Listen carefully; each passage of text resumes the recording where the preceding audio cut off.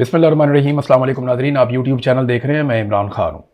नाज़रीन, सबसे पहले तो मैं आपको बताऊँ कि हमारे बड़े अच्छे जर्नलिस्ट हैं, बड़े अच्छे साथी हैं, रज़ी ताहिर साहब, उन्हें गिरफ़्तार कर लिया गया है इस्लामाबाद में पुलिस की जानिब से। वो NCIA ने केस बनाया हुआ था, FIA ने उनको गिरफ़्तार किया है और ये बड़ी सख्त ज़्यादती है। यानी यहाँ पे पाकिस्तान में अब जर्नलिज़्म करना एक बड़ी मुश्किल तरीन चीज़ बना दिया गया है। रज़ी ताहिर वो जर्नलिस्ट हैं जिसने तमाम सहाफ़ियों के लिए आवाज़ उठाई। कभी भी किसी भी सहाफ़ी के ख़िलाफ़ कोई जुल्म हुआ या जबर हुआ, जो सबसे पहले प्रेस क्लब पहुँचे, जो लोग, जिन लोगों ने सबसे पहले आवाज़ उठाई, जिन लोगों ने सबसे पहले सहाफ़ियों के हक़ के अंदर आगे बढ़ के, और बग़ैर इस बात के कि इस सहाफ़ी का नुक्ता नज़र क्या है या इसका पॉइंट ऑफ व्यू कौन सी पॉलिटिकल पार्टी को सूट करता है या ये किस सिमत में इसका रुझान है, इन चीज़ों को नज़रअंदाज करते हुए हमेशा रज़ी ताहिर ने और उनकी टीम ने, उनके दोस्तों ने, इन सब ने मिलकर आवाज़ उठाई। मेरे लिए भी आवाज़ उठाई, बाकी दोस्तों के लिए भी आवाज़ उठाई और सफ़े अव्वल में रहे हमेशा। तो आज उन्हें गिरफ्तार कर लिया गया। मेरी सबसे गुजारिश है कि रज़ी ताहिर साहब के लिए आवाज़ उठाए, इस जुल्म के खिलाफ ज़ोरदार तरीके से बोले, क्योंकि एक एक करके सबकी बारी आ रही है। मैंने आपसे कहा था ना कि बारी बारी सबकी बारी, तो अब रज़ी ताहिर साहब को भी गिरफ्तार कर लिया गया। बहुत अनफॉर्चुनेट है। मैंने कई मरतबा अपने वीलॉग्स में इनका नाम लिया, इसलिए कि इनकी दी हुई खबरों से मैंने बाज़ औक़ात अपनी रिपोर्टिंग की है, क्योंकि एक अच्छे जर्नलिस्ट हैं और ख़ास तौर पे जो ईरान, इसराइल और अमेरिका की जंग थी उसमें इन्होंने बहुत अच्छी रिपोर्टिंग की थी। ना सिर्फ 2025 में बल्कि 2026 में अभी जो जंग हुई उसमें भी इन्होंने बहुत अच्छा रिपोर्ट किया था। तो बड़े अच्छे सोर्सेज हैं इनके। तो ये बड़ी बदकिस्मती है पाकिस्तान की कि एक ऐसे सहाफ़ी को इस मौके पर गिरफ्तार कर लिया गया, ज़मानत कैंसिल करके। अहमद फरहाद साहब को ढूंढ रहे थे जनाब, अब पता चला है कि वो बाग सिटी पुलिस स्टेशन में उनकी मौजूदगी की इत्तला मिली है और उनकी फैमिली ने मुझे आगाह किया। पहले उनकी फैमिली ने बताया कि उन्हें भी नहीं पता कि अहमद फरहाद साहब कहाँ हैं, उनकी गुमशुदगी के बारे में पता चल रहा था। फिर अब कम से कम ये हमें आइडिया हो गया है कि वो कहाँ मौजूद हैं और किसने उन्हें गिरफ्तार किया है। तो बाग सिटी पुलिस स्टेशन में अहमद फरहाद साहब मौजूद हैं। जल्द अज जल्द उनकी रिहाई होनी चाहिए। सबको इसके लिए भी आवाज़ उठानी चाहिए। इस दौर में फस्तायत के रिकॉर्ड कायम किए जा रहे हैं और लगातार रिकॉर्ड कायम किए जा रहे हैं। नाजरीन, अलीमा खानम साहिबा मिलने गई इमरान खान साहब को दोबारा जेल में, और दोबारा जेल में इमरान खान साहब की मुलाकात अलीमा खानम से और बाकी दो बहनों से नहीं करवाएगी। इमरान खान साहब की मुलाकातें अब बहुत लंबा अरसा हो गया है, तब से बंद है। इस मौके पे अलीमा खानम ने वहां पे इन्होंने अलामती धरना भी दिया और कुछ बयानात दिए। वो बयानात मैं आपके सामने रखता हूं। एक तो उन्होंने जो चीफ जस्टिस हैं इस्लामाबाद हाई कोर्ट के, उनके ऊपर उन्होंने तनकीद की। उन्होंने कहा हाई कोर्ट के चीफ जस्टिस ने क्रिमिनल हरकत की है, उनके बच्चे और फैमिलीज ये याद रखेंगे और रखना भी चाहिए। ये जो चीफ जस्टिस डोगर है ना, उनके बच्चे उनसे ये सवाल जरूर करें, आप हमारे भाइयों की तरह हैं, आप हमारी फैमिली की तरह हैं, आप लोग भी खानदानी लोग होंगे, लेकिन अपने बाप से आप लोग पूछें जरूर कि ये क्या कर रहे हैं, वो क्या ये इंसाफ है और कानून है। एक तो 15वें नंबर से आपके अब्बा जी को उठा के लाके लगा दिया गया यहां पे इस्लामाबाद हाई कोर्ट में, और लगाया मिलिट्री एस्टेब्लिशमेंट ने एक आईनी तरमीम के जरिए से। तो अगर आ ही गए हैं तो इंसाफ करें ना। आप अपने वालिद से पूछें कि 1.5 साल हो गया उन्होंने इमरान खान का, जो कौम का सबसे मकबूल लीडर है, उसका केस क्यों नहीं लगने दिया। अपने वालिद से पूछें कि वो क्यों रोड़े अटकाते हैं। अपने वालिद से पूछें कि उनके फैसलों पर अमल दरामद नहीं हो रहा है, इमरान खान की उनकी फैमिली से मुलाकात नहीं हो रही, डॉक्टर्स नहीं मिल रहे। ये आपके वालिद की जिम्मेदारी थी, लेकिन वो ये नहीं कर रहे। आपके वालिद को क़यामत वाले दिन ये सारा नतीजा भुगतना पड़ेगा। अपने वालिद को रोकिए, इस दलदल में जाने से रोकिए। वो कैसे जवाब देंगे इतने सारे लोग जब क़यामत वाले दिन उनका गिरबान पकड़ लेंगे। तो उनके बच्चों से, बच्चियों से मेरी गुजारिश है, जो जो जज साहिबान ज्यादती कर रहे हैं, जुल्म का हिस्सा बन रहे हैं, जो ब्यूरोक्रेट जुल्म कर रहे हैं, कत्लेआम कर रहे हैं, जो पुलिस वाले, जो बाकी एस्टेब्लिशमेंट के लोग, जो भी गलत कर रहा है, उनके घर में फैमिलीज तो है ना, उनकी बीवियां हैं, बच्चे हैं, वो उनसे पूछें, उनको रोकें कि ये जुल्म बंद कर दो। आप ये दौलत कमा के, ये नाम, ये शोहरत कमा के आप साथ अपने कब्र में नहीं लेकर जा सकेंगे। वहां पे आपको जवाब देना पड़ेगा और इन लोगों को बचाएं। आप इस दुनिया में चंद दिन की खुशी के लिए ये अपनी आखिरत बर्बाद कर लेंगे और फिर जवाब कैसे देंगे। बहरहाल ये अलीमा खानम का स्टेटमेंट है जज साहब के बारे में। फिर उन्होंने कहा जी हैरान कुन इमरान खान को कैद तन्हाई में रखा गया। जेल वाले इमरान खान से कहते हैं सेल की चाबी गुम हो गई है, पंखा और बिजली भी बंद कर दी जाती है और इमरान खान साहब सेल के अंदर बंद रहते हैं। यानी जब कई दिन तक इमरान खान साहब को सेल के अंदर रखा गया था तो यह भी कहा गया था कि जेल की चाबी हमारी सेल की गुम हो गई, लिहाजा हम इस सेल को खोल नहीं सकते। और एक आदमी जो साबिक वजीर आजम है उसे एक तंदूर जैसे सेल के अंदर बंद करके रखा हुआ। ये हालात भी इमरान खान साहब ने देखे हैं, लेकिन आफरीन है उस आदमी के ऊपर कि वो टूटा नहीं है। आसिम मुनीर साहब ने अपने सारे हथकंडे इस्तेमाल किए, और मैं शर्तिया आपको कहता हूं कि आसिम मुनीर साहब को जिस सेल में इमरान खान साहब को बंद किया हुआ है, वहां पे आसिम मुनीर को या फैज हमीद को या जनरल बाजवा को आप 5 दिन रख लेना तो ये ज़हनी मरीज बन जाएंगे। आप 5 दिन इन्हें वहां पे रख लेना। जनरल नदीम अंजुम को मैं चैलेंज करता हूं, 2 साबिक जो DGISI है या 2 जो आर्मी चीफ हैं, एक आसिम मुनीर और जनरल बाजवा, एक नदीम अंजुम और एक फैज हमीद, इन चारों में से आप किसी को भी 5 दिन के लिए इमरान खान वाली कैद में रखें ना, कैद तन्हाई, दुनिया से कट ऑफ, और ऐसे अकेला सेल के अंदर डाल दें, बिजली बंद कर दें और इस तरीके की हरकत इमरान खान के साथ करें तो ये ज़हनी मरीज बन जाएंगे, पागल हो जाएंगे, टकरे मारेंगे, ये बर्दाश्त ही नहीं कर सकते। तो इमरान खान की बर्दाश्त को आफरीन है, वो आदमी कौम के लिए कितनी मार खा रहा है, कितनी तकलीफ बर्दाश्त कर रहा है। तो उन्होंने ये भी बताया कि 4 अक्टूबर से इमरान खान साहब को सख्त कैद तन्हाई में रखा गया, तब से लेकर अब तक इमरान खान साहब की मुलाकातें बंद की गई हैं, बिजली भी बंद कर दी जाती है, पंखा भी बंद कर दिया जाता है। ये अलीमा खानम ने इमरान खान साहब के बारे में स्टेटमेंट दिया है। अब आहिस्ता आहिस्ता नाजरीन सारे आवाजें उठाना शुरू हो गए हैं, लेकिन एक बड़ी खबर और आई है, और यह खबर है कश्मीर से। पाकिस्तान तहरीक इंसाफ के पास उसका इंतखाबी निशान बल्ला नहीं था, जो इमरान खान साहब का इंतखाबी निशान था बल्ला तहरीक इंसाफ का, वो उनसे काजी फायज ईसा ने छीन लिया था। तब से लेकर अब तक किसी इलेक्शन में तहरीक इंसाफ को बल्ले का इंतखाबी निशान नहीं मिला, लेकिन आजाद कश्मीर में PTI को एक बड़ी कामयाबी मिली। अब आजाद कश्मीर में PTI के उम्मीदवार बल्ले के निशान पर इलेक्शन लड़ सकेंगे। आजाद जम्मू और कश्मीर हाई कोर्ट ने पाकिस्तान तहरीक इंसाफ के हक में बड़ा फैसला सुनाते हुए इलेक्शन कमीशन को PTI को बतौर सियासी जमात रजिस्टर्ड करने का हुक्म दे दिया। अदालत के इस फैसले के बाद आजाद कश्मीर में तहरीक इंसाफ के उम्मीदवार बल्ले के निशान पर इलेक्शन लड़ सकेंगे। मुजफ्फराबाद में chief justice high court justice Shahid बहार की सरबराही में तमाम जो कायम लार्जर बेंच ने इस अहम फैसले पर अहकाम जारी किए। यह रिट पटिशन सदर तहरीक इंसाफ आजाद कश्मीर और साबिक वजीर आजम अब्दुल कयूम नियाजी ने दायर की थी, जिस पर अदालत ने PTI के हक में फैसला सुना दिया। इससे कबल इलेक्शन कमीशन आजाद कश्मीर ने तहरीक इंसाफ की सियासी रुकनीयत और रजिस्ट्रेशन को मनसूख कर दिया था, जिसके खिलाफ PTI ने अदालत से रुजू किया था। आजाद कश्मीर हाई कोर्ट के लार्जर बेंच ने केस की समाअत करते हुए इलेक्शन कमीशन आजाद कश्मीर और हुकूमत आजाद कश्मीर को अदालत में तलबी और इस पूरे मामले पर तफसीली वजाहत पेश करने के लिए बाकायदा नोटिस भी जारी कर दिए हैं। अब मामला यह है कि इलेक्शन कमीशन ये करता है या नहीं करता, इसका फैसला तो वहां पे ब्रिगेडियर फाइक साहब ने करना है। यानी इलेक्शन कमीशन तो वही करेगा ना जो उसको मिलिट्री एस्टेब्लिशमेंट कह देगी, और आजकल वहां पे ब्रिगेडियर फाइक साहब हैं, ये पहले यहां पे हुआ करते थे, ये इलेक्शन यहां वाला भुगता के गए हुए हैं जो पंजाब वाला, तो अब ये चले गए हैं वहां पे सेक्टर कमांडर के तौर पर आजाद कश्मीर में। अदालत ने तो फैसला दे दिया, बल्ला मिलता है या नहीं मिलता ये एक अलग बात है, और बहुत कम इम्कान है कि बल्ला मिलेगा। अगर बल्ला मिल भी गया तो इलेक्शन नहीं मिलेगा, क्योंकि आजाद कश्मीर में आजाद इलेक्शन नहीं होगा। वहां पे जो है वो एक 2 नंबर इलेक्शन करवाया जाएगा, और कोशिश की जाएगी कि अवामी उमंगों के खिलाफ वहां पे एक कठपुतली सरकार बनाई जाए, जैसी कठपुतली सरकार हमेशा बनाई जाती है। यानी बिलावल ने एक दिन वो स्टेटमेंट दिया सिर्फ कि ये 12 नशिस्तें जो हैं इनको मखसूस नशिस्तों में कन्वर्ट कर दिया जाए। यानी ये जो 12 बंदे हैं इनका फैसला भी आजाद कश्मीर के वोटों से होना चाहिए, और इनको मखसूस नशिस्तों में कन्वर्ट कर दें। आपने मकबूजा कश्मीर की नुमाइंदगी करनी है तो ठीक है, आप कर लें। आप मुहाजिरीन के अंदर से बंदे चुन लें। मिसाल के तौर पे आपने लाहौर से, पेशावर से, रावलपिंडी से, मुख्तलिफ जगहों से आपने कश्मीरी लेने हैं जो मकबूजा कश्मीर से हिजरत करके आए हुए हैं, हम भी वहीं से आए हुए हैं हिजरत करके।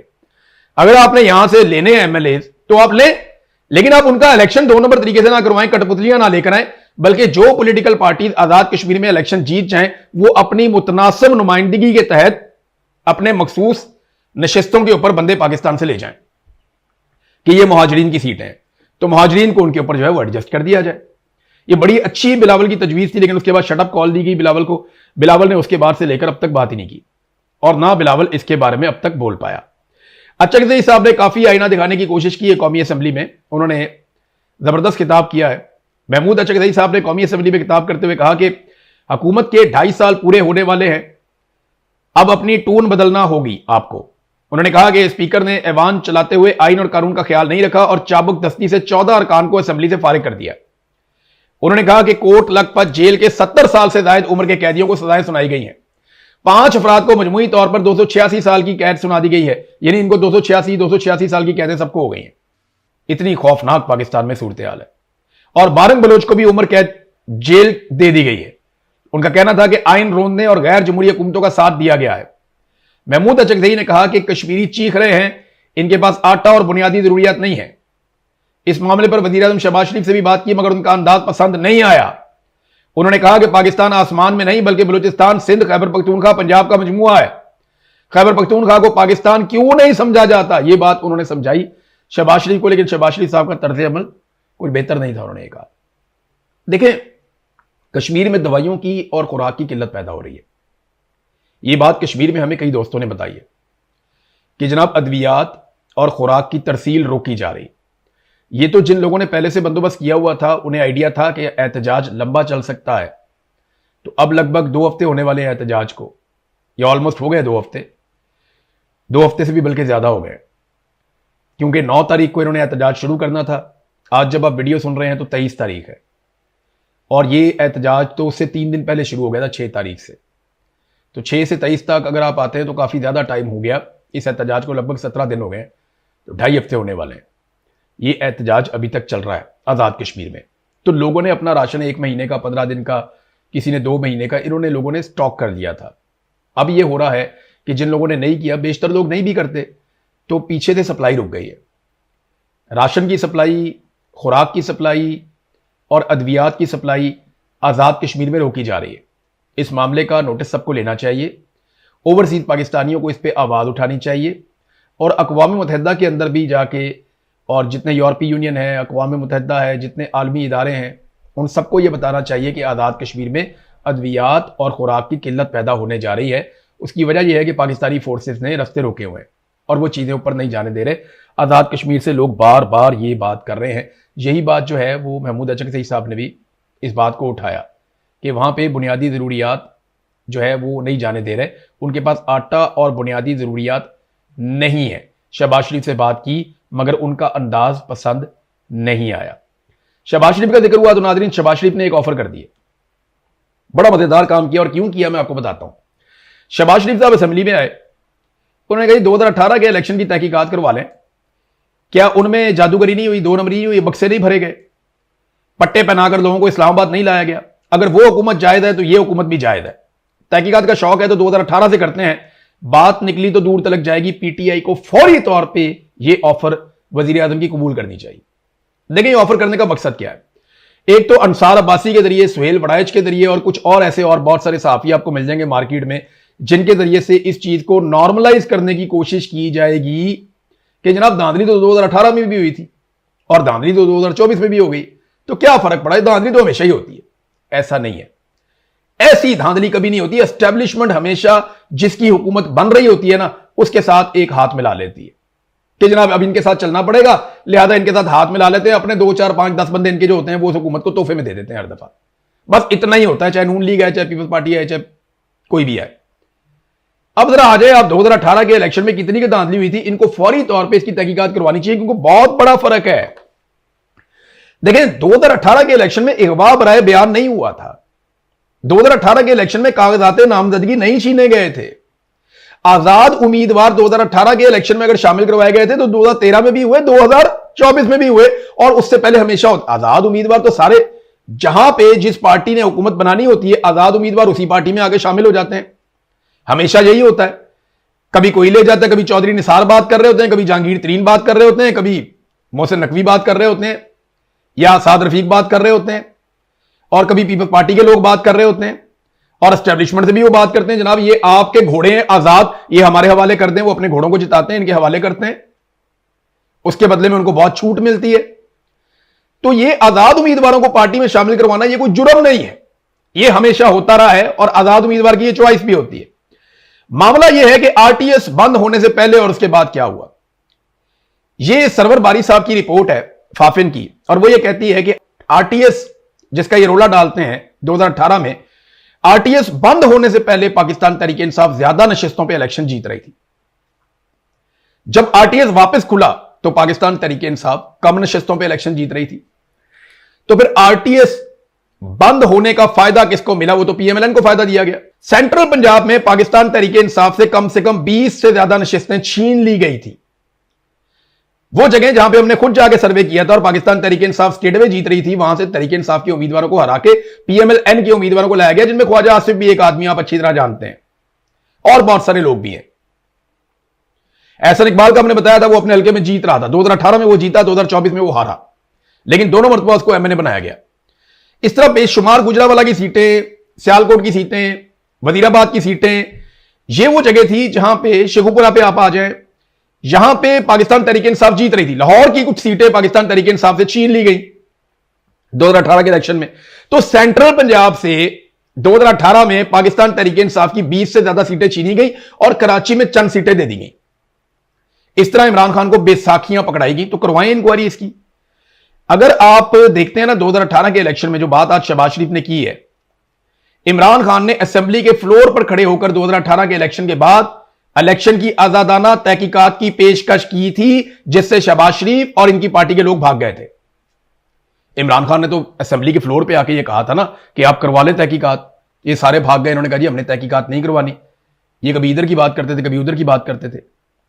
हालांकि 2018 इलेक्शन में 35 हल्के ऐसे थे जिसमें पाकिस्तान तहरीके इंसाफ के उम्मीदवार 500 से कम वोटों से हारे थे और उन्होंने बाकायदा इस पर पिटीशन की हुई थी।